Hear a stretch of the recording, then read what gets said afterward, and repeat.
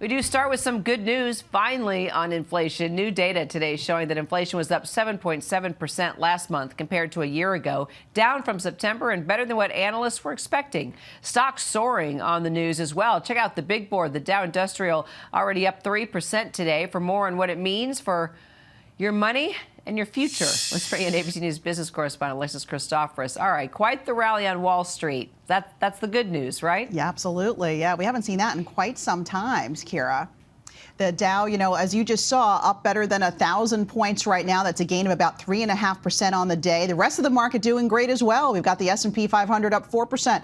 The NASDAQ Composite up 6%. Leading the advance today, tech stocks, which we know have been beaten up pretty badly lately. And there's a lot of enthusiasm on Wall Street today, Kira, about this report because it showed that inflation, while still high, I mean, it's hard to believe we're celebrating inflation at 7.7%, but while it is still high, it is showing signs of cooling. We had inflation at 8.2% in September. Back in June, it was 9.1%. So investors feel that inflation now, consumer prices moving in the right direction, and they are hopeful this means that the Fed will begin easing its string of interest rate hikes. So what sectors are seeing the biggest price increases and decreases based on this report? Right. Unfortunately, we're not seeing the decreases in the essentials. So let's just get to what we did see drop last month. And that was prices for used cars down more than 2%. Clothing fell. Airfares also down. Good news if you're looking to take a trip, especially over the holidays. Also, furniture prices were down. But on the flip side, it's the things that we use every day. Still paying more for those. Gas up 4% after falling over the past few weeks. Shelter, which of course means rent, up nearly 1%, and food is still biting into our budgets, up better than 0.5% right now. In fact, here, the average household now spending $457 more per month to buy the same goods and services they bought about a year ago. So today's report, a sign that consumer prices will continue to come down in the coming months. What do you think? It's hard to say.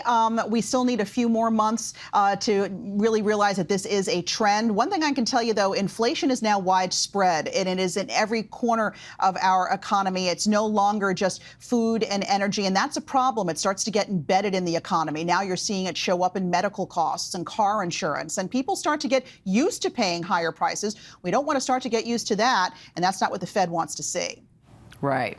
And the other big question, what does this mean for the Fed and interest rates going forward now? Right. Well, so it certainly is encouraging news that consumer prices are coming down from their peak back in June, but the Fed's going to want to see more evidence. We've got a Fed meeting in December. We're still expecting a half-point interest rate hike despite today's news. And the Fed already told us they expect to be able to, or they expect to continue to raise interest rates further next year to make sure that inflation is under control. Look, we've got inflation at 7.7%. Their target is 2%. Kira, before I leave you, I know we saw that nice big rally on Wall Street, but the fact is investors may be getting ahead of themselves a little bit. Part of today's rally could be because stocks have been beaten down so much. There are some stocks that look like bargains out there right now, and so they're going to scoop them up. It's sort of this inflation report was a reason to run out and do that.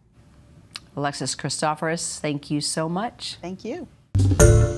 Hi, everyone. George Stephanopoulos here. Thanks for checking out the ABC News YouTube channel. If you'd like to get more videos, show highlights, and watch live event coverage, click on the right over here to subscribe to our channel. And don't forget to download the ABC News app for breaking news alerts. Thanks for watching.